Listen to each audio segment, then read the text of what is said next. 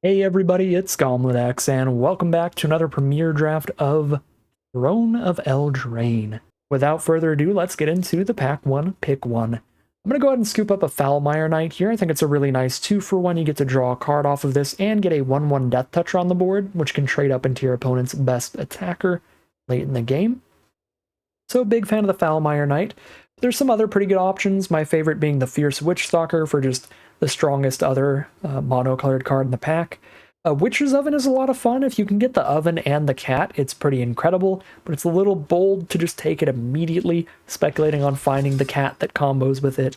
So I'm pretty happy to just take Foulmire Knight to start things off. For pick 2, we have two really sweet options that stand above the rest. Slaying Fire is really efficient removal for any red deck. If you're mono red, it's even better. You just shoot your opponent in the face for 4 as an option, or shoot whatever creature for 4. But Occame Adversary is super nasty against any deck. A 2-3 Death Toucher makes sure that you get to keep attacking in with this, and no matter what, it is going to trade up into whatever they block with.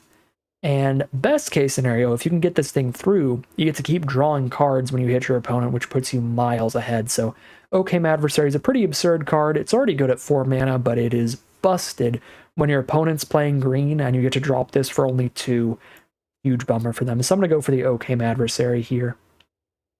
Pick number 3 now, we see Wildwood Tracker, which is great for really aggressive green decks. I don't think I'd really love it in green-black. That tends to be a much better grindy, more late-game focused deck, so I don't think I want to take that here, which means maybe speculating for something for another archetype, because none of these cards are honestly good. In green-black, the best cards in the pack are Tome Raider, just a solid card that immediately replaces itself with card draw, or Covetous Urge can be massive, but you got to be really deep into blue or really deep into black, ideally both. It's at the best in blue-black, but you get to steal your opponent's best card out of their hand and then cast it against them later, so it's a massive 2-for-1. It's as big as a 2-for-1 can possibly be, because you're just going to take their best spell so they can't cast it, and you're going to play their best spell against them, so it's a lot better than it looks, and I think we take that in case we get to be mono black, or if we get to be the best deck in the format, if we get to push towards blue black. That card is incredible. For pick 4, there is a Thunderous Snapper towards mono green. I don't love green blue, so I would rather just be mono green if I'm playing Thunderous Snapper. Solid value engine if you have a ton of high mana value stuff to cast afterward. I'd honestly rather just be on Reave Soul for really efficient removal. This would be our 3rd card deep towards black, versus Paladin, which is pretty equivalent in power level to Reave Soul. Very different cards. Paladin being a great finisher, Reave Soul being great cheap removal. Since these are pretty tied in power level, I want to take the card in the color that we're deeper into. 2 cards towards black versus just 1 towards green. So grab the Reave Soul here and get some efficient removal. Pick number 5, pretty late Didn't Say Please for blue-black mill, and there is nothing good in green. And a very filler card out of black with the Tempting Witch, so we take Didn't Say Please with this Covetous Urge towards blue-black mill. Alternatively, Trapped in the Tower I think is the 2nd best card in this pack, but we have 0 white cards right now, so I'm going to lean towards Didn't Say Please. Now for pick 6, Runaway Together. Plays very well in this format in general. You get to pick up one of your creatures with a good adventure on it, like Foulmire Knight is decent with this. And you bounce your opponent's creature that doesn't have a good enter the battlefield effect or a good adventure on it. You can make sure that you're using this in your favor to where this plays way better than it looks, and it's actually a relatively high pickup for me, so I love seeing it around still, like pick 6, especially once again, green just is not looking super open. There's a very mediocre combat trick, and that's it towards the color out of this pack. Maybe green in general is not that drafted, but like green-black food stuff. We haven't seen a lot of stuff where, yeah, these green cards are once again very, very mediocre. Honestly, the whole pack here is quite mediocre. Merchant of the Veil is probably my favorite card here. And that's not even good. It's not a card I would take highly. I think we just stick to black as our deepest color and take a Festive Funeral, which I don't think is very good. Black just has more efficient and more consistent removal in this format. Pretty much a blank pack. Pick number 8, another very weak pack. Almost blank again. And I guess I just take the filler 2-drop. I could play in anything, but very weak pack. Pick 9's so tiny. This card is another one of these cards that's deceptively good for the blue-based mill decks. Even if you're just making their 2/2 a 0/2, that's good for most blue decks because usually your best threats are going to have flying, so you don't care that it sticks around and is able to block. As long as that thing is not chipping in and dealing any more damage to you, then that's good. But it's also not that hard to get 7 cards into your opponent's graveyard in a dedicated mill deck, where this can really, really get rid of your opponent's best threat.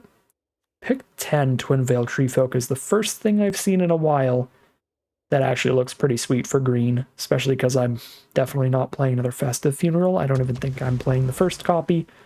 Just quite an inconsistent card. And pick 11 onward is where we're going to have all the garbage. That's pretty much not going to get run. Never mind, pick 12 so tiny would absolutely get run in blue-black mill. So I think we are hoping to be in that deck, in that direction here. So our pack 2 pick 1 doesn't give us anything good for blue-black mill. Green really didn't look super open, but a second Oakham Adversary or a Gilded Goose would be pretty powerful cards towards heading the green route. I mean, blue, I don't think blue looked super open. I think it's just that the blue drafters in our draft pot are newer to the format. So they recognize that like Merfolk Secret Keeper's busted and Tome Raider's pretty good, but they don't recognize cards like So Tiny and Runaway Together as being that good. That makes them go pretty late. These are cards you have to have played the format a few times before you start to take those really highly at all. So maybe blue actually is pretty drafted here. It's just that people are evaluating the cards differently, and we actually are supposed to stick to like green-black Oakham Adversary here. I'll take the Adversary. We'll see how that pans out for us. Yeah, maybe I lied. Maybe we get past a blue mythic rare, which is just obviously a good card. It's interaction plus a flying threats, both of which you can cast at instant speed. And it is a mythic rare, which is a nice signpost to kind of tell you that the card is pretty good.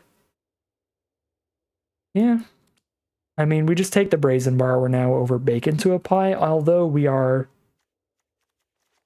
I guess we could be a weird green-blue deck. I really don't like green-blue in this format, but it's possible here. If that's just where we find the strongest cards, if we get to play double Adversary and all the good blue stuff. Bacon to a Pie is certainly a very reasonable pick here too, but I will take the Brazen Borrower. Alright, Drown on the Lock's a very clear, incredible blue-black mill card. Currently only have Didn't Say Please to actually mill our opponents, and this is not going to wield a second copy of Didn't Say Please, but neither is Drown in the Lock, unless nobody's in blue-black specifically. I guess Didn't Say Please I could play in blue-green or blue-black. And it's still quite good, even if it's a little weaker than Drown in the Lock, and Drown in the Lock is considerably worse when you don't have consistent mill, and currently we have 1 mill card in the whole deck, a single copy of Didn't Say Please. So like, if we don't get the second Didn't Say Please or some Secret Keepers, the Drown in the Lock might not actually even be that good. Actually, I'm going to take Didn't Say Please over the Drown in the Lock there. And pick 4 is pretty bad. None of these black cards are good for any black deck. None of these blue cards are good for any blue deck. We could be annoying and slow our opponent down a little bit with Queen of Ice. That'd be okay. Or we can take a big green finisher with Garenbrig Paladin in case we stick to blue-green. I feel like Garenbrig Paladin is just considerably better at what it's trying to do than Queen of Ice is. Just a way better finisher than Queen of Ice is. A good mid-range card. Stick to blue with Charmed Sleep as very solid removal. Golden Egg will also be fine here. No matter what our deck's doing, we can play that, and it's gonna be kind of the glue that holds the mana together decently well. Yeah, I'm on double So Tiny already out of blue. Maybe don't need to Charm Sleep that highly. Sure, I'll take Golden Egg here. Or no matter what the deck ends up doing, the card's gonna do stuff. Pick 6, Outmuscle. Fine if we stick green. And really nothing exciting towards black. So we take that Outmuscle. Pick 7, the fine filler mid-range Queen of Ice. We only have 3 actually good black cards, and now we have 2, 3, 4, 5 good green cards. I think we lock in now. We're a weird green-blue deck. Not an archetype I love, but looks like the spot to be in this pod, so it is where I shall be. Take a Garen Brig Carver here. I don't think this is that great unless you're really, really aggressive like our last deck was. I'm actually going to take Mystic Sanctuary here. Maybe we can end up deep enough on blue that that ends up playing well for us. Okay, yeah, my whole idea of maybe the players are just newer and don't recognize So Tiny as being that good is probably way off here, because Tome Raider and Scavengers are both pretty good. And at least one of those would look pretty good even to somebody newer to the format. I think we take Scavengers for blue-green. We want to have just real big top end here. Although we did wheel a Paladin, so now a little awkward. Feeling a little bit overloaded on top end. We wheeled the Charmed Sleep, which is nice. There's Queen of Ice to slow people down as well. Crashing Drawbridge to block in the early game. This is gonna be a fine deck for sure. So with enough card draw, Faerie Vandal can be really good. In this deck, it's pretty good with our double Okame adversary, because those Okame adversaries are guaranteeing, well, not guaranteeing, but they are potentially getting us to draw a second card during our turn pretty often. Golden Egg works with this as well. If we play a Golden Egg in our turn, that's our second draw for the turn. I think Faerie Vandal looks quite nice here. And we're only taking it over a Tree Folk or like a land. It's a good land, but Faerie Vandal seems pretty sweet. And we can draft some synergy to go with it pretty highly, such as Tome Raider. Tome Raider on turn 3 immediately triggers the Faerie Vandal. Would be taking it over an Epic Downfall, but I think I have committed myself towards blue-green over any black deck here, which is sad because we also see the Savvy Hunter. Like, now we see the sweet green-black stuff. That is always the case, though, isn't it? Pack 3, pick 3. Well, there we go. Double Faerie Vandal. Maybe we get lucky enough to wheel this Tome Raider as well. We wheeled one last pack with the Moonlit Scavengers. Yeah, maybe somebody takes Castle Vantress over it, if we're lucky. Pick 4, another Tome Raider. We're not the dedicated blue-black mill deck, so we're not that interested in Didn't Say Please. We actually might be more interested in Marrowleaf Pixie, actually, because our curve gets really high.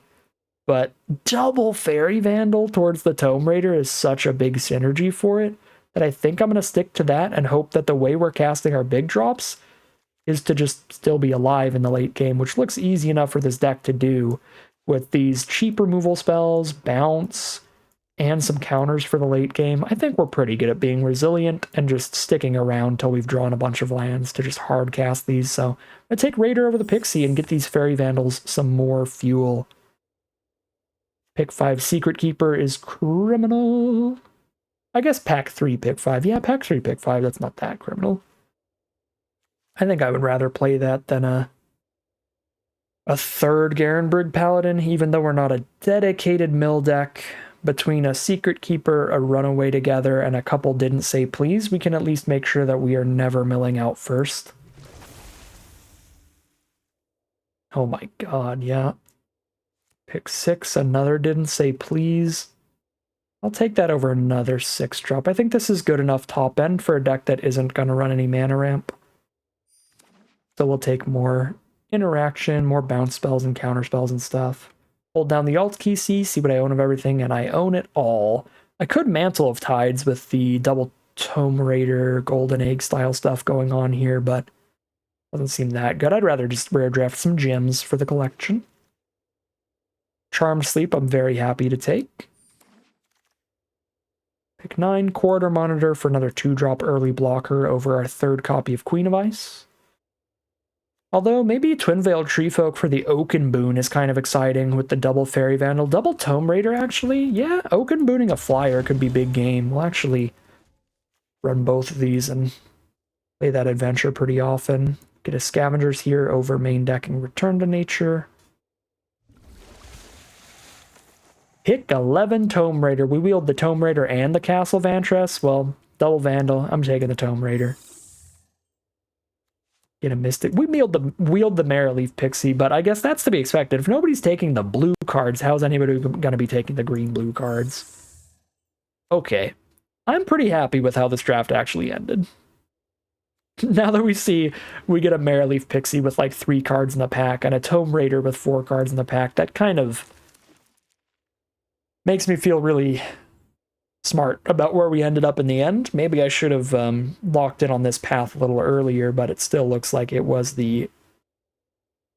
maybe the best spot to be here. Marina's lagging up, so I gotta leave the draft pod and hop into the deck builder separately, which means I need to go ahead and cut the non-green blue cards manually. Oops. Don't want to cut an Occam Adversary. That's one of the best cards in the deck. Okay, this is all green and blue now, right? Still 3 swamps in here. Why? Oh, Witches and Funeral. There we go. You know, we get to cut 12 cards. Okay, well, Drawbridge sucks. Puppet sucks. I was going to say, maybe we get to be mono blue. We miss out on a little bit of card quality to make our mana base really consistent, and we get to play Covetous Urge to make up for a little bit of the lost card quality. It's going to be worth it. 1, 2, 3, 4, 5, 6, 7, 8, 9, 10. So those are the cuts. Mystic Sanctuary is now really consistent. All of our double blue costs, like Didn't Say Please, Charmed Sleep, are really easy to hit. Covetous Urge can be a huge 2-for-1. Maybe it's worth the monocolored deck here. Wishful Merfolk looks like a potential cut. Mistford River Turtle looks like a potential cut. Gargoyle looks like a potential cut. Dummy. We just got some mediocre creatures for this deck. I mean, this looks like a really, really good like mono blue tempo build, because then we can be all in on the Faerie Vandals as win conditions, ideally, or just resolving a single Brazen Borrower works too. Chipping in for all this flying damage. Any creatures too big that we're scared of killing us, we can Charm Sleep or So Tiny. That's 4 of those. We have 3 Didn't Say Please to counter their big spells late game. If we just resolve Vandal on 2, hold up Didn't Say Please from then on. Pretty big. This actually looks like a really strong deck.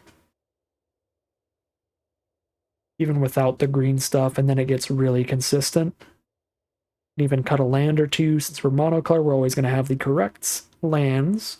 It's just about the quantity that we need. I think we would cut 1 here, not 2, because we still have big top end and we really need 3 mana turn 3. I guess our 17th land is replacing an incredibly filler creature, though. Right, like a Wishful Merfolk or something, or a Jousting Dummy. I would actually just rather run a 17th land than like the River Turtle or something here, too. I guess I'll play the Dummy. Yeah, no, I mean, it's a little much lands for a monocolor deck, but just hitting all of our lands all the way up the curve slightly more often feels better than playing any of these cards because they're so filler. Deck looks really good. It looks good enough to be mono blue, but we could still cut our most filler cards, which would be these 4. We can cut these 4 for like Marrowleaf Pixie to ramp up, double Adversary, and like a Tree Folk. I don't think this deck actually ends up running out mostly, even if we're blue-green. So that's just another really solid place we could be. We can still run Covetous Urge and Mystic Sanctuary in here if we just kind of splash like 4 green cards to up the card quality. And the Golden Egg makes the splash more consistent, where I don't need to run that many forests to know I can still always cast those pretty great spells. I think I'm going to hedge my bets a little bit and definitely be way deeper on blue than green, but I am still going to cut our most mediocre cards to run like the Adversaries, especially because they work really well with the Faerie Vandals as well, which is sweet. But then we run like a Tree Folk for counters onto our flyers. Maybe 2 of those, because if we're splashing in the green, we're not going to have green-blue turn 2 that consistently. But even late game, another flying threat seems fine. No, I still like the Pixie quite a bit. I am going to play the Pixie.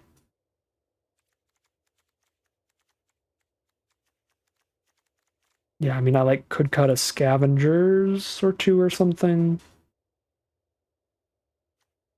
Or other Twin Veil Tree Folk. But I like this pile.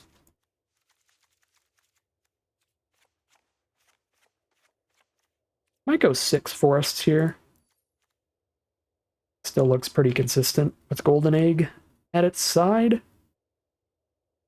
Yeah, so mono blue splash green instead of full on blue green here. We're just playing 4 green cards total. I think this is a nice way to meet in the middle. We still get to play that Covetous Urge with 11 blue sources and a Golden Egg. This might be a little later game. And this way we get to cut all those like really mediocre filler creatures for some cards that could be real good if we hit the green mana. I think it's worth the slightly worse mana base to cut our most filler cards, but we were really, really close to a mono blue deck here. Maybe I could have just drafted nothing but blue from the start, and that would have been just the best deck possible in the pod. I mean, almost for sure with how that last pack went, with full hindsight. But I'm pretty happy with what we've ended up with here today. Even if I don't love blue-green as an archetype, this is just not really doing the blue-green archetype thing. It's really just doing the mono-blue archetype stuff with support from some individually powerful green cards, which feels like probably the best way to do it. I just don't think that blue-green ramp ever super pans out and pays off in the format. You just play the great blue cards and some good green cards, and that's probably the best way to do it. Call it a deck here, and we'll see how it does. All right, well, here we go. We've got the Faerie Vandal into a Didn't Say Please to hold up. If they're on green, we've also got turn 2 Adversary, which would be nasty. I doubt they're on blue-green. I feel like that's probably the least popular of the blue decks. I would take almost any other blue archetype over blue-green. Yeah, they are going to be on blue-black. The menace of the format, the deck to beat. But we have a reasonable but not incredible matchup against blue-black. We have some mill of our own and some counterspells to stop them from completely outmilling us every time.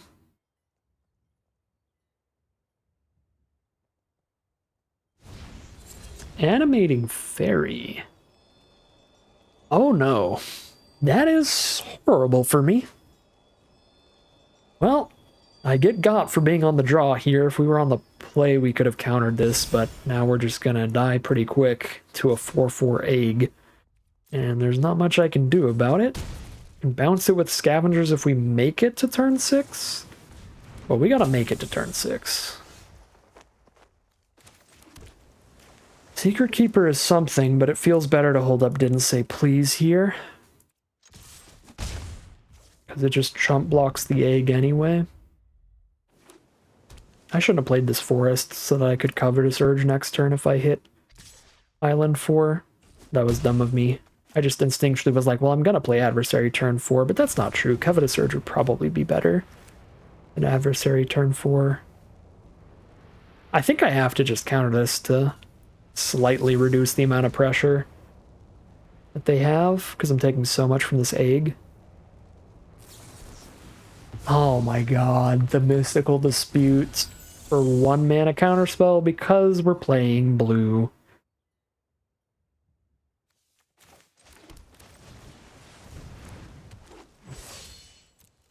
This is starting to feel really predetermined. Not only by being on the draw, but also just by them having the blue hate card and me having the green hate card. Just a very bad swing of luck in their favor. That they had the perfect color hate, I had the wrong color hate, and I don't hit land 5 here, so really think I need to play Golden Egg to gain life here. I definitely have to draw cards to make sure I hit a land right now and a land next turn. Oh my god. If I don't hit a land right now, then it's just doomed, because there's going to be no scavengers on that golden egg. Yes, Pixie does kind of count as a land, but I don't get to eat the egg anymore.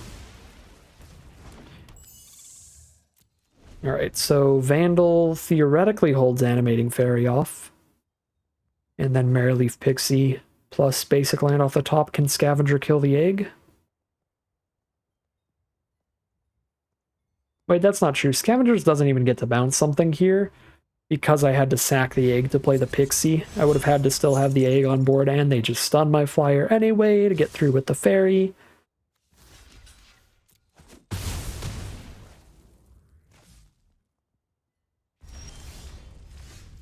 Well, there we go. Brazen Borrower is kind of like another Scavengers here. So we can go ahead and not die, which is something. Unless they have the Drown in the Lock 2-mana counterspell, there's nothing I can do about that if they do have it. So we just do this while they're more tapped out than they would be otherwise.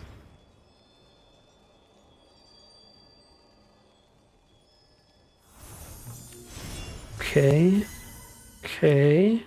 Nothing else to do with my mana, so I drop a Secret Keeper.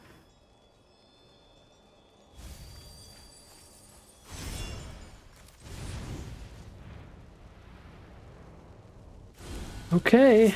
Top deck Brazen Borrower, one of the very few cards we could have top decked there to still be in it. Would have had to have been Brazen Borrower. Actually, there were like 5 or something. We have 2 Charmed Sleeps that would have worked. We had a So Tiny that would have worked. No, we had 2 So Tinies. Yeah, we had at least 5 cards we could have top decked to still survive there. I think Borrower is probably the best of them. Memory Theft gets rid of Covetous Urge here. Or our opponent gambles on us not drawing an island, but Covetous Urge is the strongest card if we hit the mana for it. Yep, there it is. Gets the 2-for-1 as well, because it gets rid of the Borrower in addition to making me discard a card, which is pretty gross. Okay, we didn't hit the blue source anyway. I don't know why they have a stop during our upkeep with 1 mana. They might be playing in full control, so they can sack Weld. But that doesn't make sense, because they wouldn't do that either. I don't know.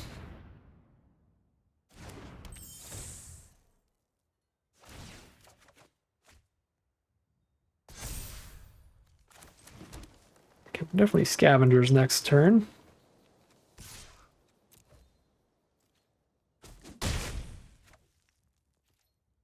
Yeah, it looks like they're just in actual full control mode.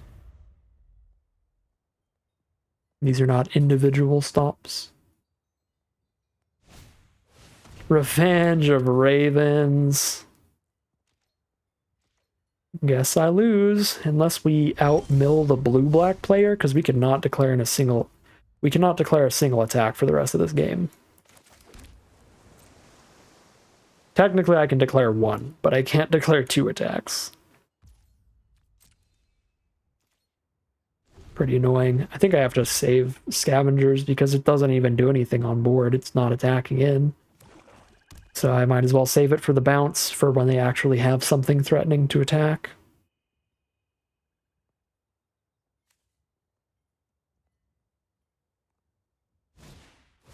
Bog Naughty. They have no food for it. And it doesn't threaten to attack unless they kill Faerie Vandal, but mana efficiency, we bounce it, make them replay it here. Oh wait, what am I talking about? I was literally just talking about how I don't have the golden egg, so I don't have an artifact or enchantment on the board. I think I'm getting confused by the Charmed Sleep. This is their Charmed Sleep. So Moonlit Scavengers doesn't bounce anybody. Alright, I think we play around removal on Faerie Vandal here.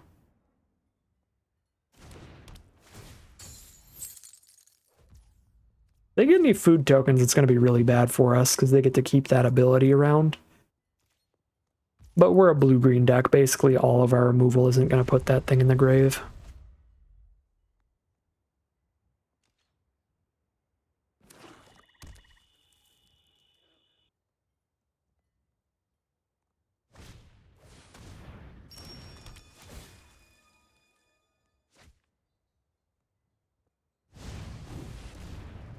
There's Queen of Ice.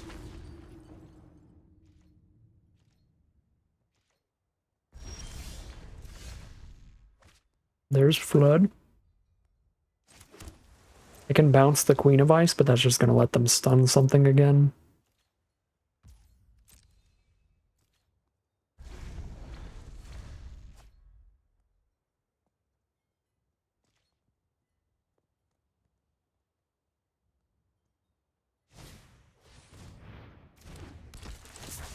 Alright, we mill 2 off of the Apprentice.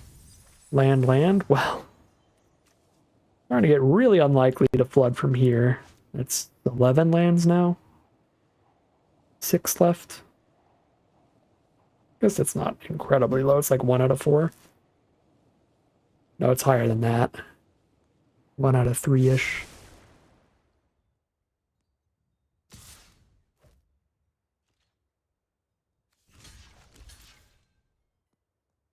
Show me your trick thing. Oh, the golden eggs of food. That's the trick. Smart. Forgot about that.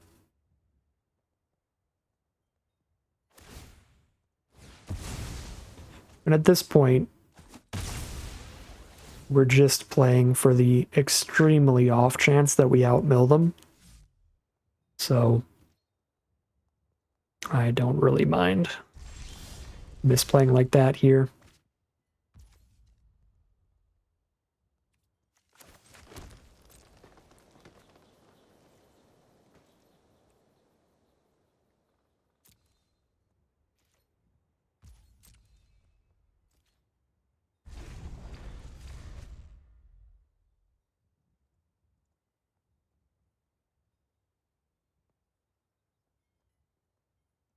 I'm just waiting for them to cast a Merfolk Secret Keeper so we can move on. Really?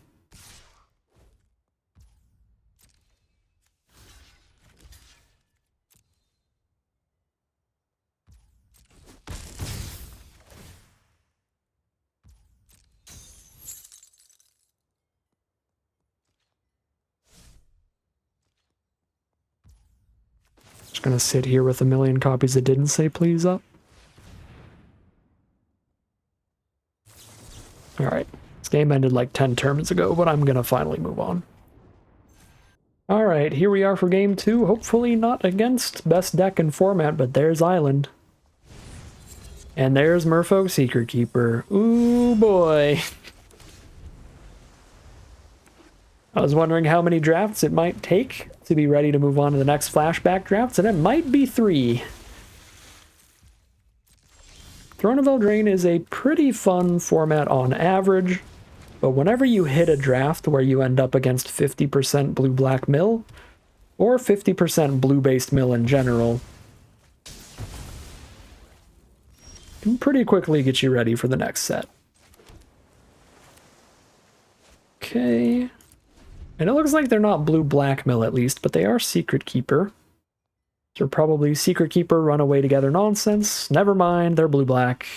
They're just splashing white. Now they have didn't say please up for Faerie Vandal, but they didn't have it. Let's go. 3 more other islands, so we wait on that still. We Tome Raider first. Okay, this game I did have to play that forest earlier, so missing out on the Covetous Urge would have happened regardless. Because we went for the Mana Dork turn 2, which is basically always what you want to do. Reeve Soul, unfortunate.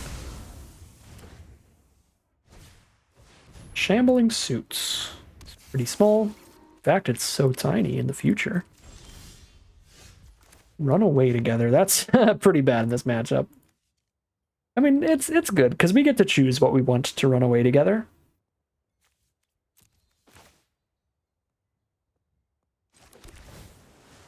But it's definitely really bad to use it on, like, their Secret Keeper, at least. Dance of the Manstot deck? Very strong card. Yeah, so they're just blue-black mill splashing Dance of the Mance. What's our graveyard? Artifacts and enchantments. So we can't cast a Dance of the Manse very well, but they certainly can. So it's probably worth just taking their Dance of the Manse so they can't use it against us.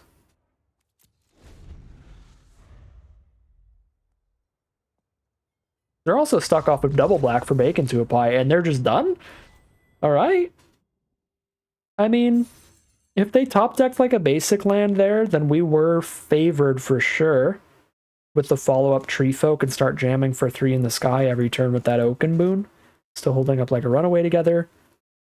Definitely don't think the game was over, but I will certainly take a nice, quick, preemptively conceded game over last time, where I probably should have just conceded a long time ago. We are 1-1 heading into game 3. Alright, here we are for game number 3. We're 1-1. We got crushed by Blue-Black Mill, and then we crushed them. I mean, not really. We supplied some amount of resistance, and so they scooped.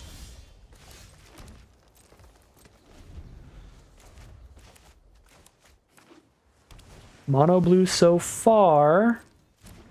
Little scared. Little worried here. I think I go for speed and Brazen Borrower first so that I can start hitting for 3 a turn. Perfect draw. Actually perfect draw.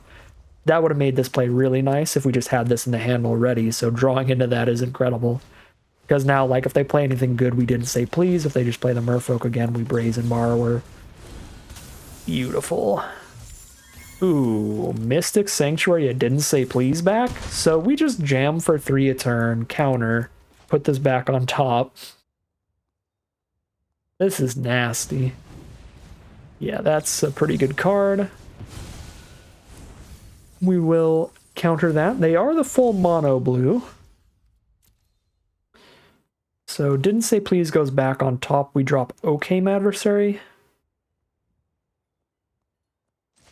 Yeah, since I won't have the mana up for the didn't say please anyway, I don't need to redraw it off of Tome Raider, and our opponent is over the blue nonsense. And we're 2-1.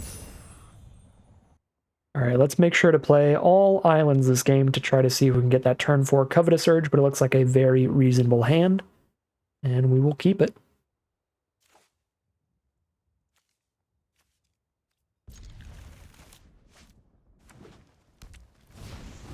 Waxen Intruder, just a 1-mana 1/2. They can sack it to kill a Charmed Sleep, which is important to keep in mind.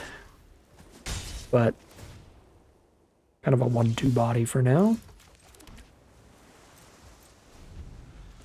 Didn't say please is a great draw. Now we can Petty Theft and then hold up didn't say please, and if we don't do that, then we cast the Borrower. Unless they don't give us something to Petty Theft, then I guess we just hold up didn't say please or Brazen Borrower here. The clock is ticking. Goldilocks is mad at me. We're down to 17. They're just going to pass here? Green-white? Come on out, buddy.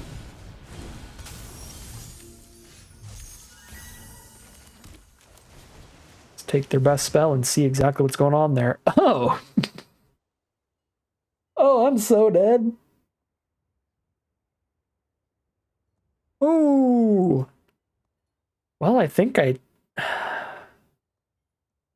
think I take a Paladin? If they don't hit a land, they're in a really bad spot, actually, because Outmuscle just trades with the Borrower here. I don't know. I think I'd take a Paladin.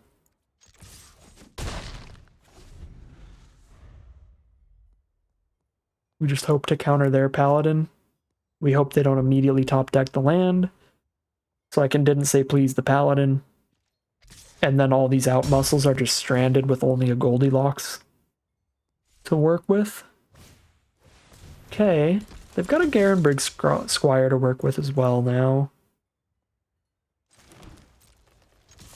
I'm going to counter an Outmuscle here? No, I'm not, because I'm going to play a 5/5 and they can't Outmuscle that. Yeah, no, we keep the pressure on. We play the 5/5.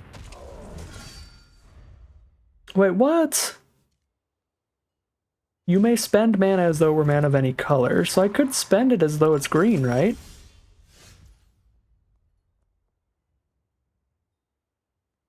I guess Adamant doesn't care what you spent it as, it cares what the actual color was. That's annoying. I can Charm Sleep and hold up didn't say please still, or I can hold up double didn't say please.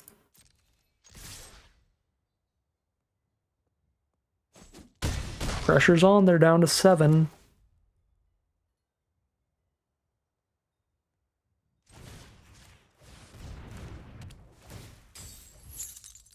They play one spell next turn and I counter it. They play a 4-drop or a 5-drop. And then the turn after that, they play one spell and I counter it. This looks like a plan. They can't block Garenbrig Paladin, actually, so they're dead. Hold up, because this can't be blocked by creatures with power 2 or less? Let's go. Covetous Urge MVP. Really scary looking hand, but they're all so high mana value spells that they can only do one spell a turn anyway, so just tempo them out with the cheap flyer for a bunch of damage, and we're 3-1 heading into game number 5. Alright, here we are on the play again for game quite a lot. Game 5, I think, 3-1. Just gonna roll out all the blue sources first towards this Mystic Sanctuary, and a Covetous Urge if we draw that.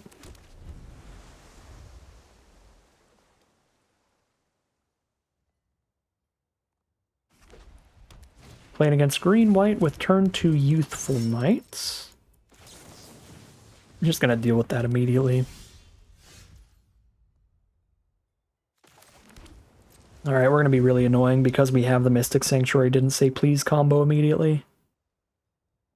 I think we just hold up the didn't say please instead of chipping in for 1 a turn.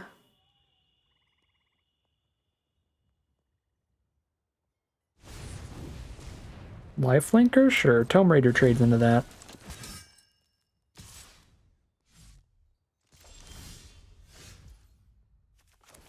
Unless they want to removal spell a Tome Raider, or buff a Swordmaster. If they buff a Swordmaster, we Charm Sleep it. And if they removal spell a Tome Raider, that's just value for us in the first place. We're up a card.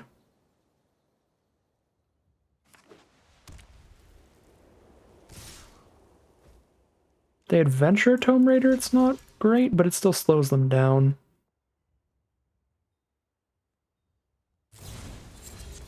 Yeah, cast no creatures this turn. You got it. There's Secret Keeper. We get to be the villains again. Off of that draw. I don't want to Sanctuary without picking something up, but I might have to here because it's the only way I... No, I can still Tome Raider Secret Keeper here. That would be the only way that I Secret Keeper and hold up didn't say please. I think this is fine though. Still the Tome Raider to block Swordmaster, unless they have an additional adventure. Scavengers is an excellent draw.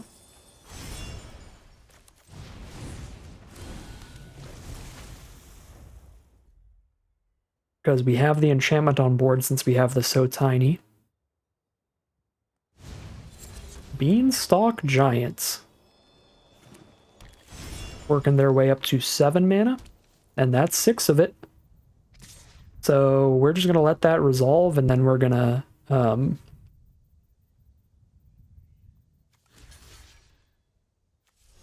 this is another Garenbrig Carver, I guess.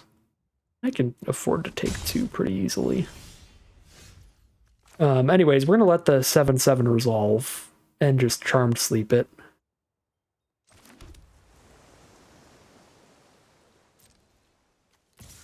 Which means, because we're just going to let it resolve, we actually Scavengers right now. So I can start beating in with that. Okay. They're not going land 7 Beanstalk, they're just going to cast Sir Farron, cast Swordmaster. Tome Raider still lets me hold up the didn't say please. And I'm likely to just Charmed Sleep their play anyway.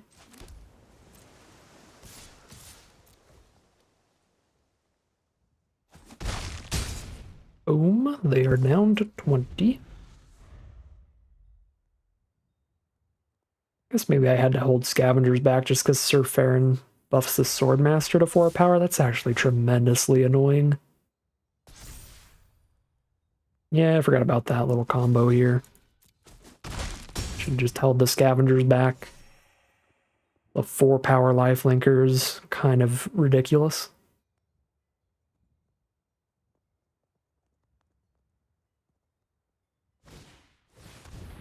3/4 flyer. I think that's bad enough to counter just so I can put it back on top with Mystic Sanctuary. And I still have the Charmed Sleep for the 7/7.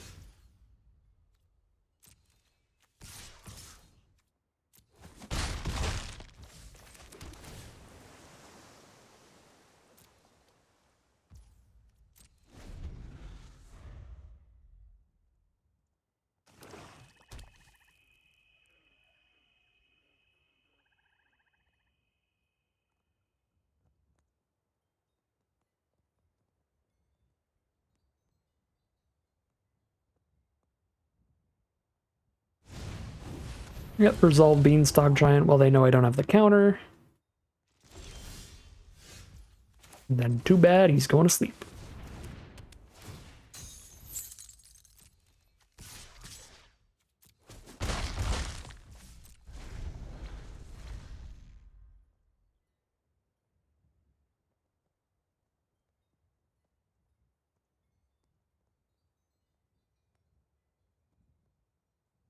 That was a really bad miss earlier.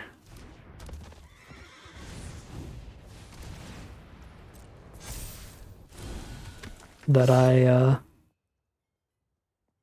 attacked with scavengers on that earlier turn. I think we have to basically let anything other than removal resolve though, so these are like bad for us where they can double attack because Sir Farron can buff Wanderer, but then I get to kill Sir Farron and they don't get to attack again after that.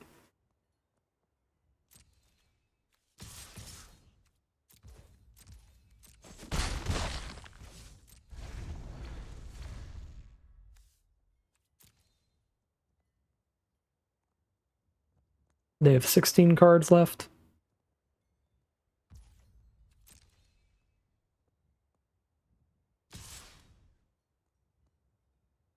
This is going to be the Farron Wandermare swing. Yeah, so kill Sir Farron, take 6. And then they have no attacks for the remainder of the game, at least on board.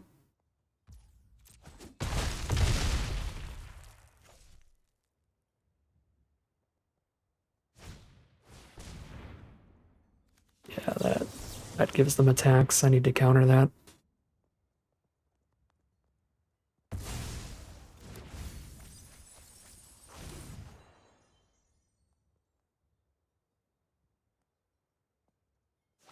Draw a card off Castle Lochthwain, alright.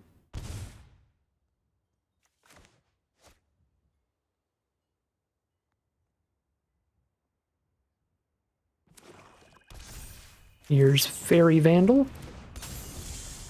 Find So Tiny, great card to draw here. Completely blank whatever we need to at this point.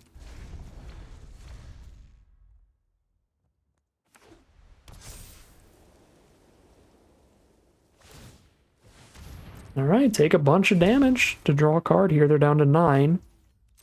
Dead in 3 flying swings.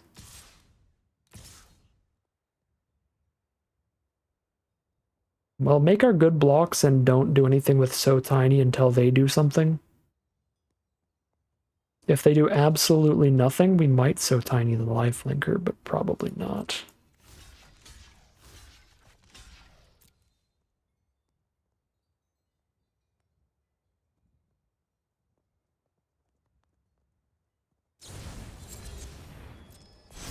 Anything else? Nope. So Tiny.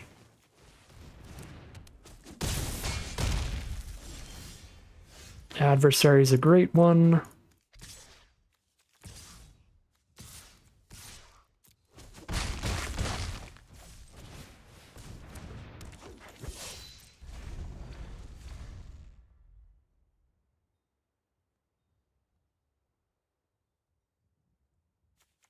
9 cards left in their deck.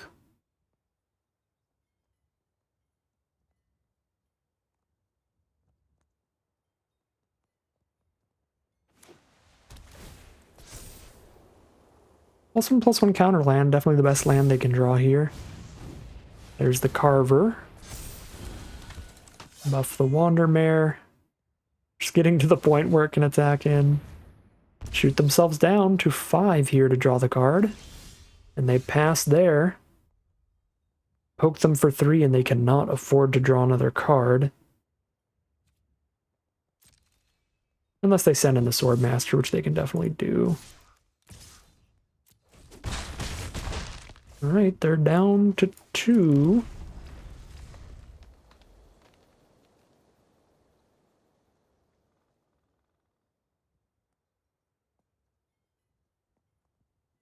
Gonna be insanely close wherever it ends here.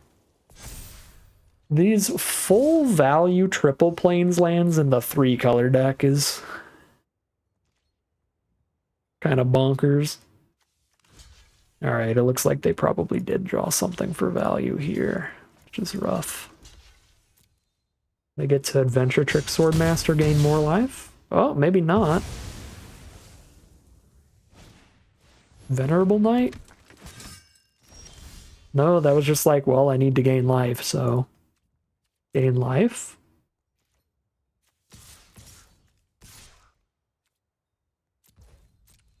Alright, I couldn't have won with Brazen Borrower here, but I did have an interesting other line where I can bounce a Tome Raider, recast it to have the counter on Faerie Vandal. But then the Tome Raider isn't attacking, so... Oh wait, this only bounces opposing permanents, never mind. We can't do any fancy recasting of our own cards with that. And it looks like we are going to find the victory there. That was a really annoying game from our deck. I think just in general, blue in this format, regardless of what else you're doing in your deck, blue is just super rude and annoying here. So where maybe that is the true problem, is just blue in general. So we're 4-1 now, but I kind of feel like we're still the villains, even though we're not blue-black mill. Just playing blue in general, we're kind of the villains. We are 4-1 heading into game 6. All right, here we are for game 6. No creatures is awkward. Also no double blue, but I have So Tiny for their first threat, and a single island gets the hand all active. Yeah, I can't wait for that. I need to guarantee double blue. I have to go like a runner, island for that to be good. Actually, no, I just have to hit 2, but still, going runner, and hitting 2 in a row is not likely. Alright, green-black, we'll let them have their 3-drop. Odds are we can So Tiny it, but worst case scenario, we'll Charm Sleep if it's like the Savvy Hunter. Okay, Heraldic Banner, that's fine.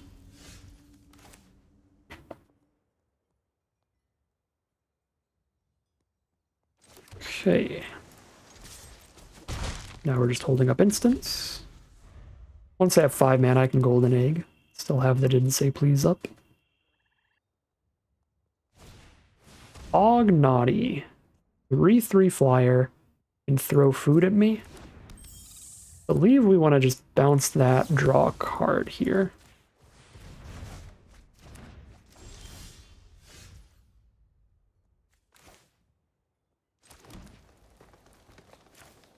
Well, shoot.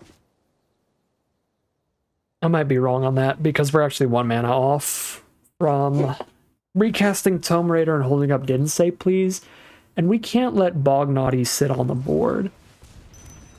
Because if it sits on the board, it still has a relevant ability. Well, now we drew Brazen Borrower, so we can. Okay, so if they recast Bognaughty, then we Brazen Borrower it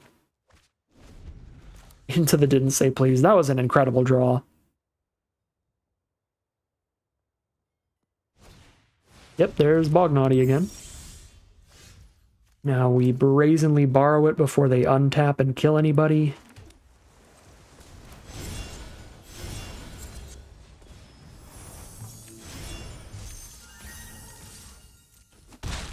They don't recast it, we just play the borrower.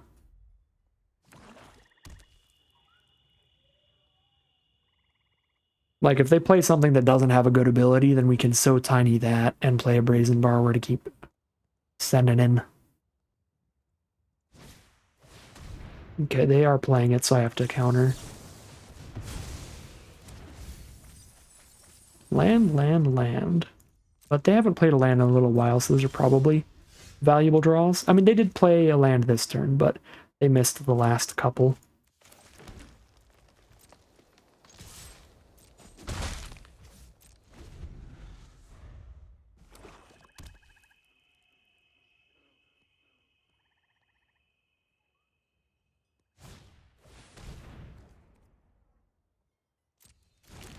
I just counter whatever they search for, and then I get to search for whatever I want.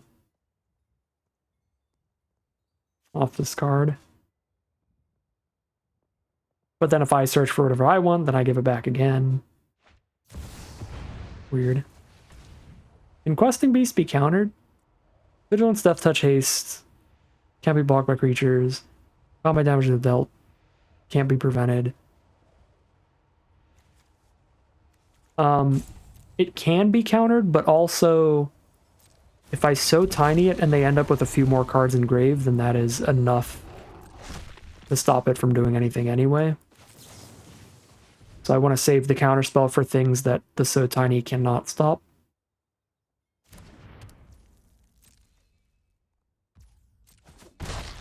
So we just take 2 a turn for now, but pretty soon take 0 from Questing Beast.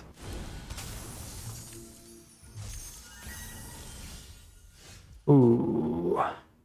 If I Covetous Urge, I don't have Didn't Say Please up. I have a single blue mana up after the Covetous Urge. But then I play their best card against them. Wait, no. This is instant speed, isn't it? Yeah, this is instant speed.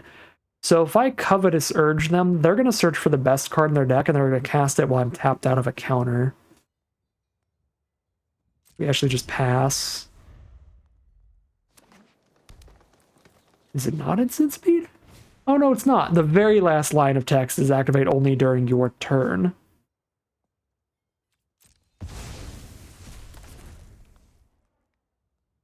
Oops. Should have Covetous Urged. I was looking specifically for activate only as a sorcery, and I didn't see that line. So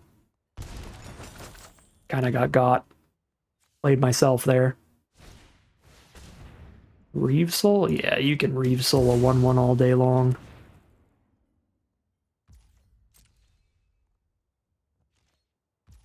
They're still not using the Talisman. They must be waiting for like the 2/2 that can sack it at instant speed in response so they don't give it to me. It's probably fine that they just play an incredibly delayed tutor. Alright, now I can Covetous Urge and hold up Didn't Say Please, because the Golden Egg gives me my second blue. Murderous Rider looks pretty good. Forever Young stops them from milling out, though.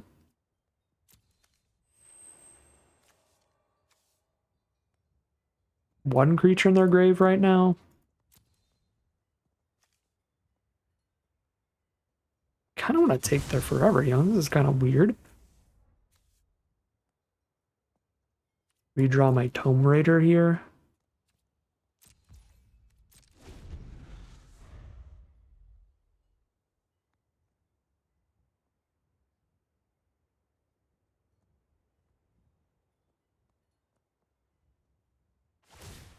Alright, here goes Wishclaw Talisman. Clack Bridge Troll.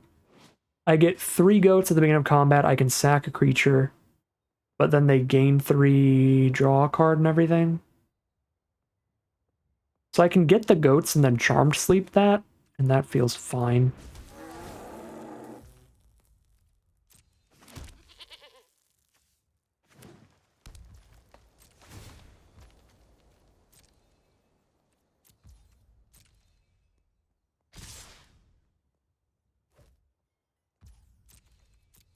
Keep some goats for later.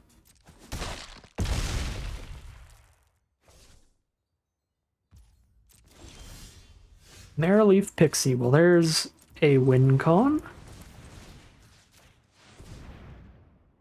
Just a little flying threat. I guess this just gives them something to Murderous Rider. Could counter the Murderous Rider so that it actually ends up in their grave instead of on bottom of their deck if I killed it later.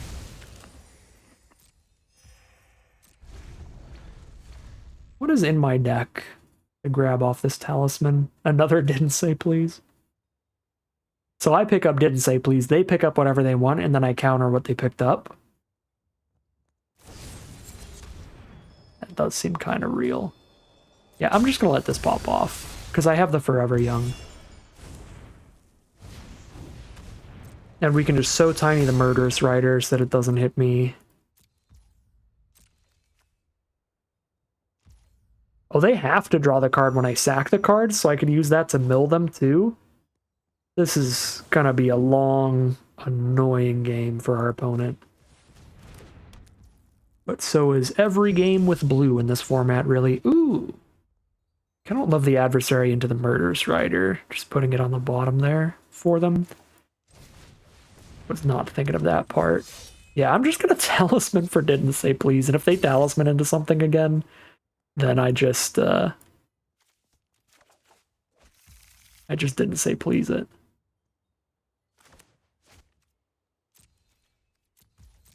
They'll hold on to this Forever Young a little longer. Wait for more dead creatures.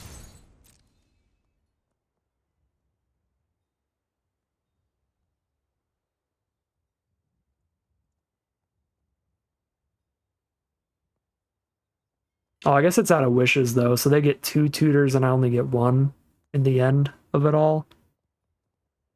Maybe I'm supposed to just not use it then. But no, because if I didn't use it, they'd still be up 1 tutor. They would have 1 tutor and I would have had nothing. I don't have removal left for that, so I kind of have to do this.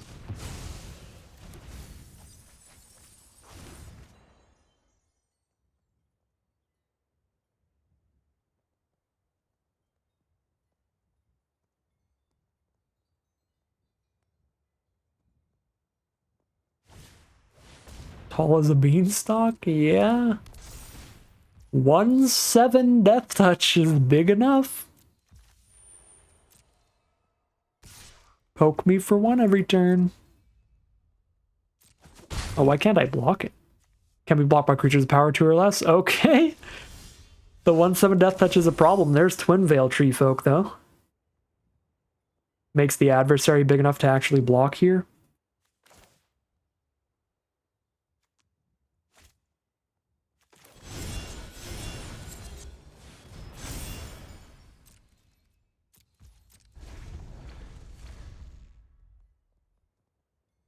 Ten cards left.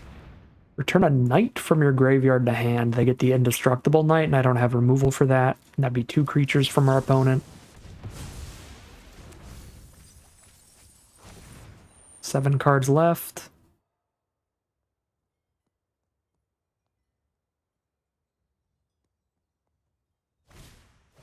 Wicked Guardian, draw a card. Yep, 6 cards left. Make it 5? Let's make it 5.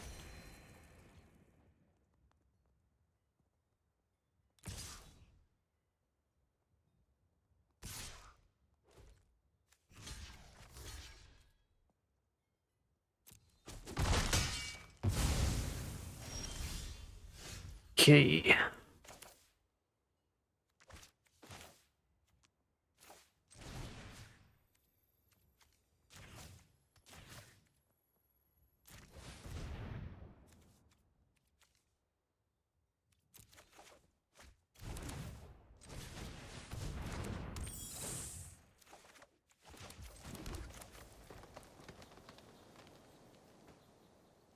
They're not going to play around a counterspell. At this point, it's late enough in the game, they have to do their Forever Young or whatever to not mill out if they have it. And that's the only thing left that I'd need to counter here, I think. Anything else should not kill us fast enough with only 4 cards left in their deck. It's just, do they have another Forever Young in their deck or not? Gonna be the end. deciding factor here.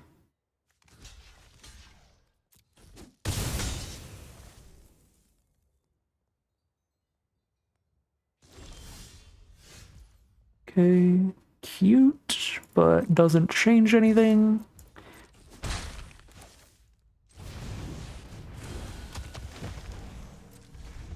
Two cards left. Eldraine Paladin.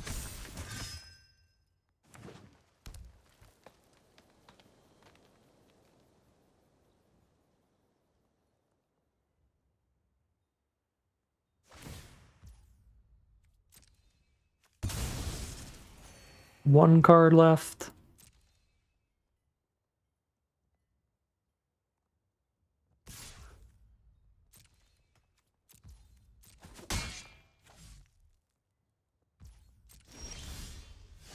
Zero cards left off top deck Secret Keeper. No way! Oh my god, that's actually criminal activity.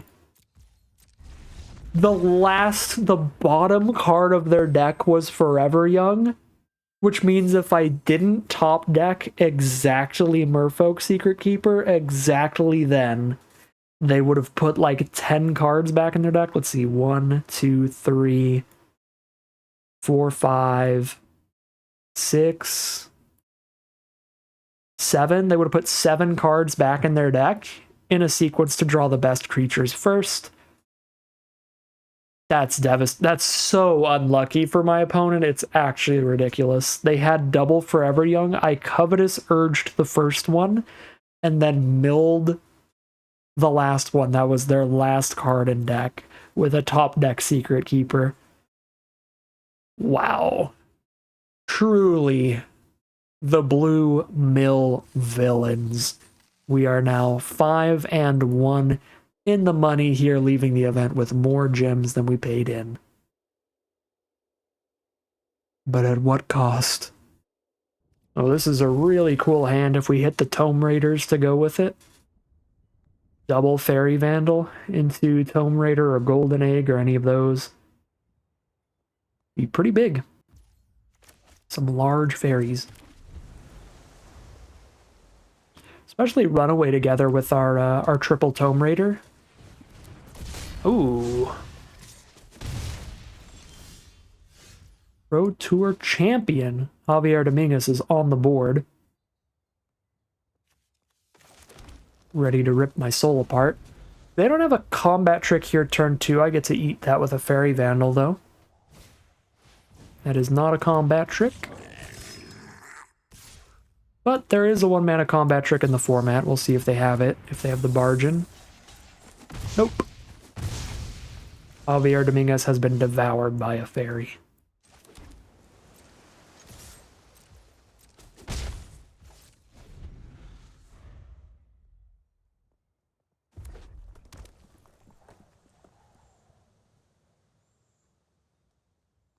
They tap out for a creature and then attack with the 1/1 here. That's going to be so devastating for them. Yeah. Correct play from our opponent. So even if they did have another creature, I can't surprise Faerie Vandal get them again. Because they could be like, ah, well, I guess I'll Fire Breathe.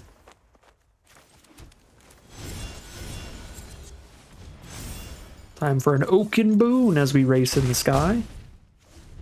As my internet lags out.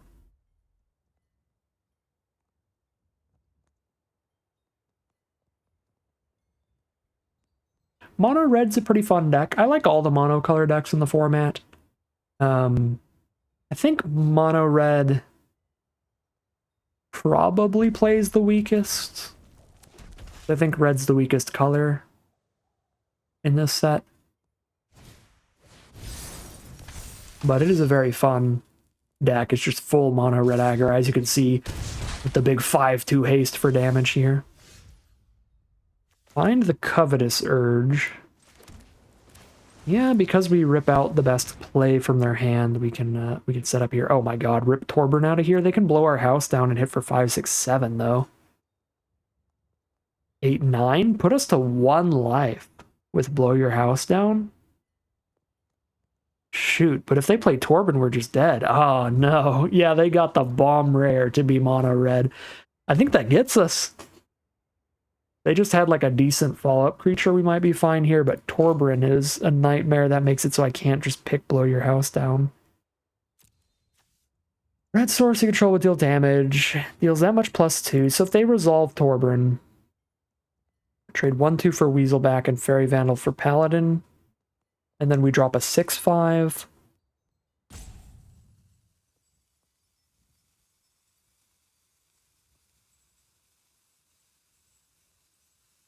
Man, this is difficult here.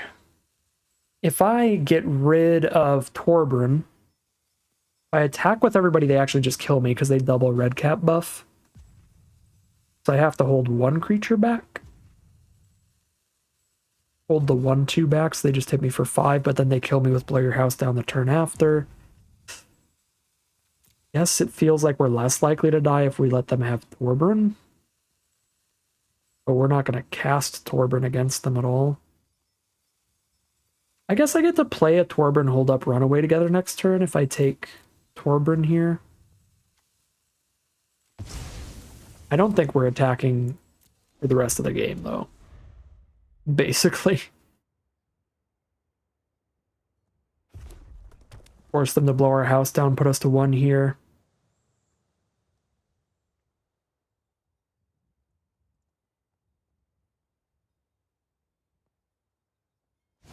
Yep. Blow our house down, put us to 1.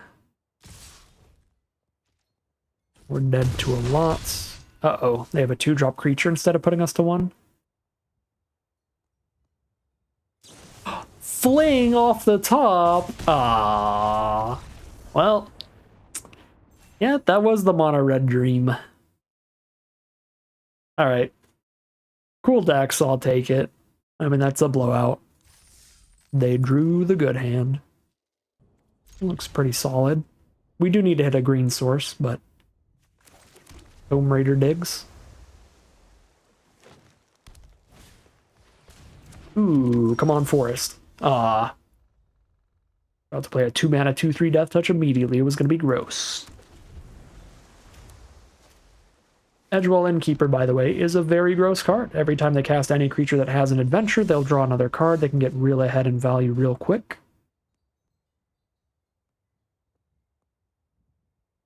I think I still play Adversary, even though it's technically less mana efficient than playing Tomb Raider here.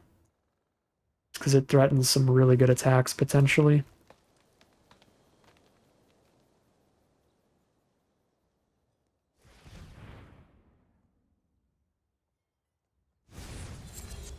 There's the Secret Keeper mill, which also draws a card with Innkeeper. Yeah.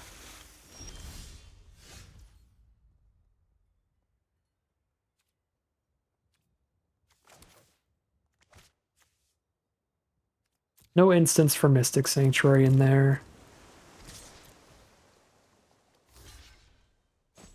Alright. Kill the Secret Keeper. Drop Tomb Raider. Finding our golden egg.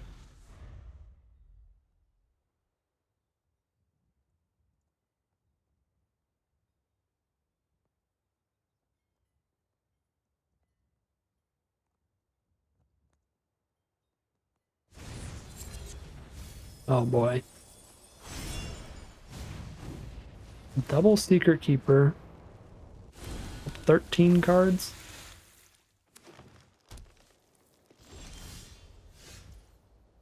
It's only bad for me if the game goes really long.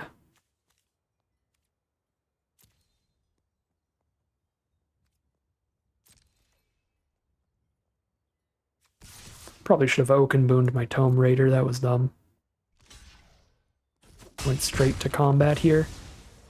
I guess this way I can maybe draw something off Golden Egg. Well, I did draw something off Golden Egg, but drawing the Faerie Vandal after playing the Golden Egg is a bummer.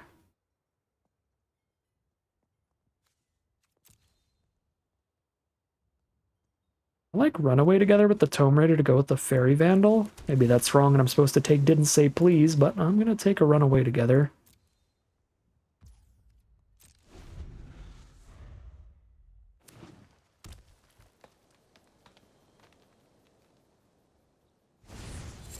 Queen of Ice. Stun our adversary. Cast the Queen of Ice as a blocker, draw another card off Innkeeper. Jam for one. Ooh, that's not going to play well for them.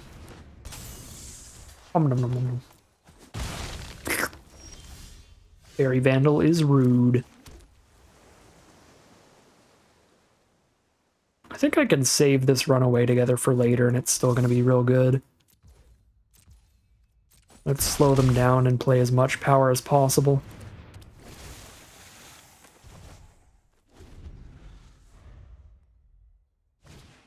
Spinning Wheel. So double mana dork this turn, Spinning Wheel Pixie. Yep. Ramp right back up. Charmed Sleep. Alright. Charmed Sleep the Queen of Ice for no stuns here, actually, because it annoys me.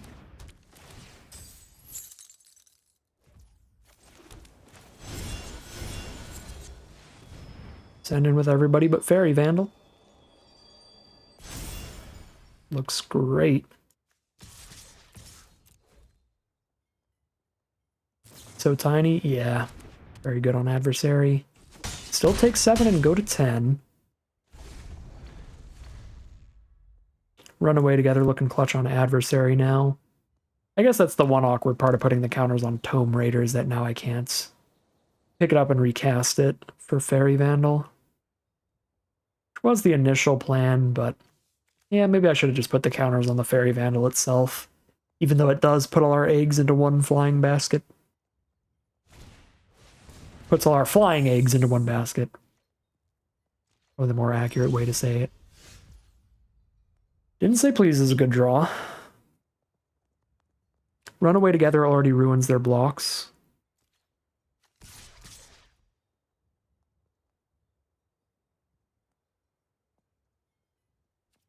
If they want to double block adversary, that means they take 7. And there's really no reason to. Oh, might as well send them in. Bold. Take 7? Didn't Say Please might be good enough to just go the full distance here. Faerie Vandal. Sure. Should still be able to find lethal through that. I probably well, I guess I couldn't run away together after that. But I could run away together, replay my adversary, and still have Didn't Say Please up. So doing that just like on a Pixie or something here would be fine. Okay, so they have Spinning Wheel to tap one thing, and then they have 2 chumps. Yeah, I guess they're not going to be dead here. This should be good. Didn't Say Please, the Didn't Say Please. Oh, the Spinning Wheel's tapped now too? So they needed that for the second blue? Yes, they would have had to tap the Spinning Wheel or tap one of their blockers. Both of which goes really well for me. So they have to go chump chump take 1. Which is rough. Oh, I needed to play adversary pre-combat. Hunt Master X over here. Now I can't double spell both of these because they don't have a green permanent anymore.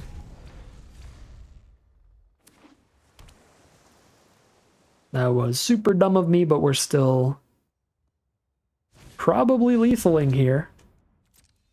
Yeah. Unless they draw an island and a very good... No, they already hit the island there. Yeah, no, they're dead. Alright. Really strong green-blue deck from our opponent, but... I don't know, we got cheesy? I honestly don't know what happened. We just got there. It happens. Just a bunch of like Tome Raider value and stuff to have a bunch of flyers, and they got stuck on mana. That's probably most of what it was. They got stuck on mana, right? They had a lot of double blue and triple blue cards in hand, and they just had one island.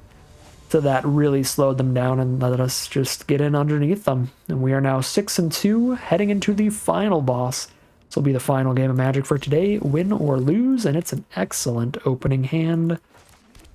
Get to Pixie turn 2 to have the mana for all this. And then probably do the Brazen Borrower holding up Didn't Say Please thing. I could Petty Theft into Didn't Say Please still if I don't play Pixie here, but I think I would rather just Pixie this turn. So I get to start jamming in for 5 in the sky every turn after this. Okay, well, Cauldron's gonna kill Pixie, so never mind. It'll kill the Pixie or the Borrower.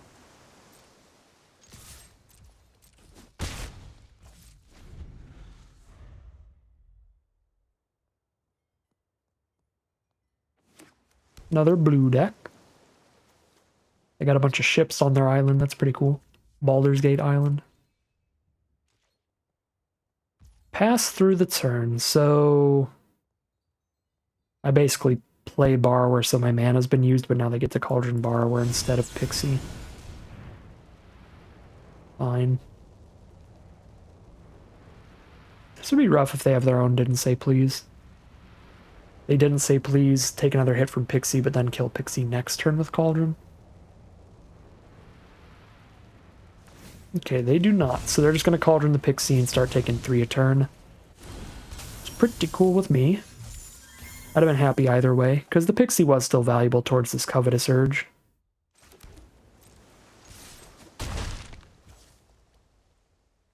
But Borrower's pretty fine. Now we're hoping to Didn't Say Please into Oaken Boon on Borrower. Kill them in 3 flying swings.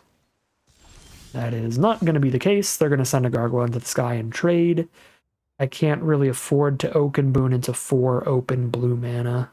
So, attack in for the trade. Get them tapped out. Yep. Didn't Say Please into Covetous Urge is the plan.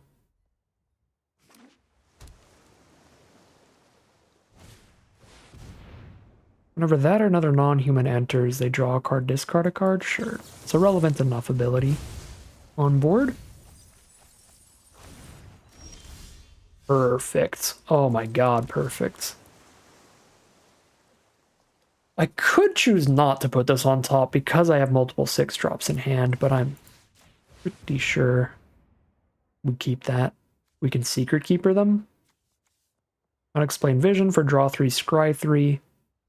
And turn into a pumpkin for a bounce. 25 cards left. I mean, we Secret Keeper them for sure. Then, because all their good cards here are draw spells. So now they're just going to play card draw, and then I'm going to mill them again with Didn't Say Please, and it's going to be a really annoying, really long game, but I think this sets us up really well. I guess the one thing I don't like about taking the Secret Keeper is I don't think I want to actually play it as a creature, because then they can bounce it back to their own hand. So I'll try to keep that in mind and make sure not to play it as a creature.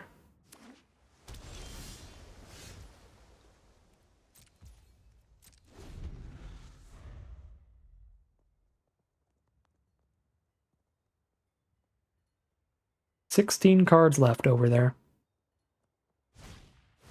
Steel Gaze Griffin. This might be a bad idea, but I have 2 So Tinies, 2 Charmed Sleeps. I've got, like, good ways to stop that thing. That I don't think I spend a counterspell on it when a counterspell doesn't stop.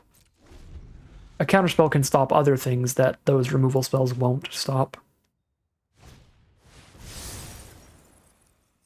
They draw another 3, then they have 13 cards left in their deck, so I kind of want to let this resolve.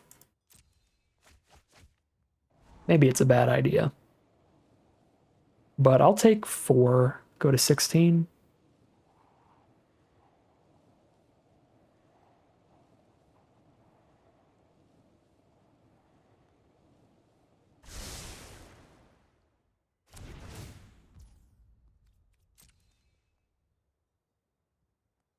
And we are against the full mono blue.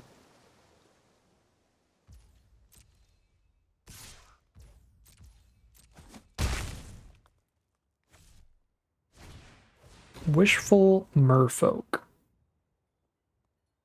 Vandal Tome Raiders enough to block that. It's the Charmed Sleep for the Griffin. I'd be tapped out of the counterspell though. And I am kind of choked on mana. I can gamble and play a Tome Raider and really hope to hit a land here. Because if I don't, I'm taking 5 damage next turn minimum. If I just hold up a Didn't Say Please. I think I gamble on a double spell. Please. Please. What kind of cruel joke is this, Arena? I definitely said please. Well, I don't get to hold up Didn't Say Please anymore, but now I just take 2 or 4 damage. My Vandal can trade into the Merfolk, thanks to the card draw from Tome Raider. 12 cards left for our opponent. If we hit the land, we're going to play Charmed Sleep and hold up one of the 2 Didn't Say Please.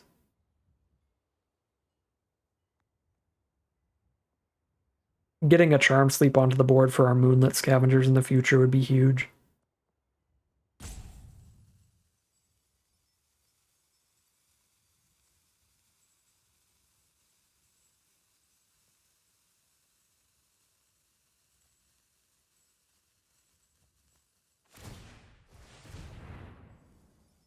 Get the ability to attack with the Merfolk.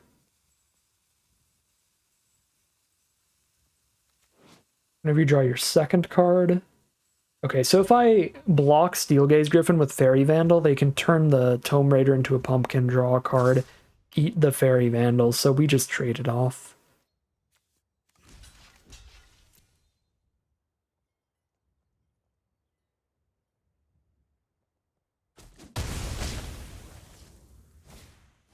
Prophet of the Peak. 5/5, because I'm tapped out. I didn't say please, because I cannot find land 6.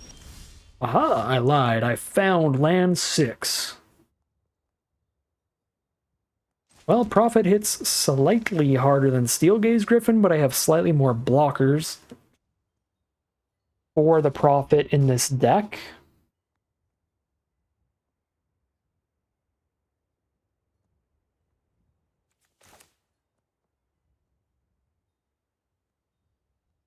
I'm still going to Charmed Sleep the Prophet.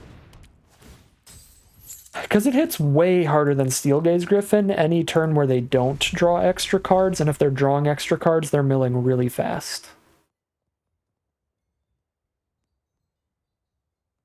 I will try to keep in mind that they can turn our Charmed Sleep into a pumpkin.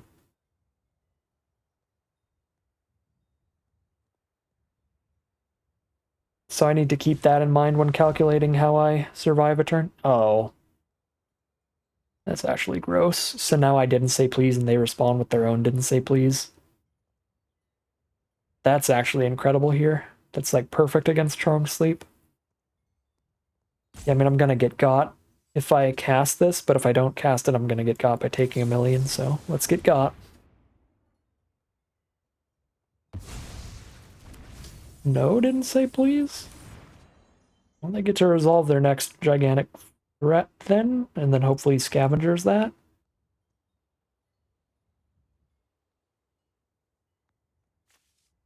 Eight cards left. Folio of Fancies.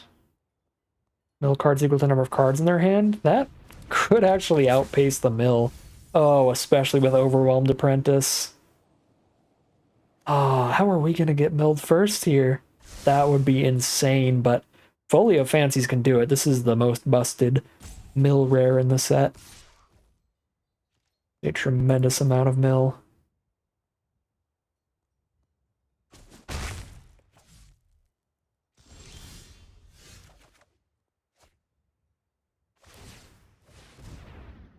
Yep. Get folio, nerd.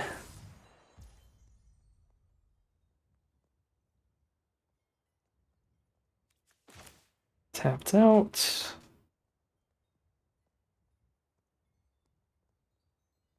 Yeah, this is so bad. I'm going to have to somehow, like, outrace them here. At this point, because we're not outracing them mill-wise, I have 3 more mill and that's it, guaranteed. Which puts them to 4 cards in deck, but they have, like, 8, like 16 mill or something. Yeah, because they bounce, then they mill 5 with Folio. Folio's just broken. We just get bombed here. I did not have enough mana to have Didn't Say Please up at 100% of the time, so this Folio would have hit the board at some points. Don't think there's anything we could do here. We just get folioed. Very sad way to end it, so close to the 7-win run.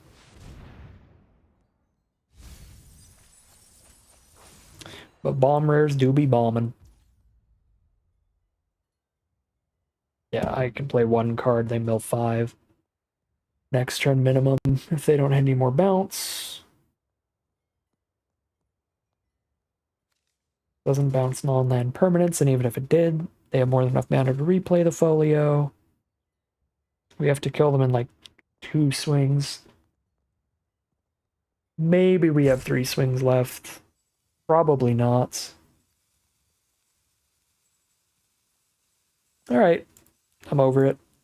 That's ridiculous, that's unfortunate, but in the grand scheme of things, it's probably just divine justice. Our deck was pretty annoying. Blue in this format in general was pretty annoying. So we get some of that pain. So we get some of that pain that we inflicted on opponents, inflicted against us with the mono blue Dream Mill Bomb rare deck. Crushing us in the endgame with Folio. I don't think I played that one out perfectly, but I don't think there was anything we could do about the Folio, and I think even with how we played, we would have absolutely crushed them if they didn't have Folio. Folio just really got us there. Card is strong. Yeah, really solid run here. Get a 6-3, not quite a 7-0, but I'll take it. It was a really fun deck with some pretty good synergies. Honestly, only like a couple cards away from being a 7-win deck. I think if we just saw another Secret Keeper in the draft pod, that alone would maybe get us there, being just that full mono blue version that we considered when we were in the deck building. Maybe if I did lock in on mono blue earlier instead of dancing around with the green and the blue, or the green and the black here, that would have been the strongest deck. Maybe that pulls us to a 7-win run. But still think we drafted pretty well and got a great record to show for it at 6-3, plenty of gems, plenty of rewards out of this draft. But that is going to end today's video. As always, I'd like to thank my patrons and YouTube members for supporting the channel, as well as you for watching the video. If you're interested in seeing some more, you can always like, comment, and subscribe to tell the YouTube algorithm to send you some more in your recommended feed. If you'd like to catch me live, you can check out the Twitch channel in the link in the description below. And if you'd like to support the channel directly, you can check out the Patreon link in the description below. But other than that, as always, thank you very much for watching, and I'll see you again soon for some more Magic Arena.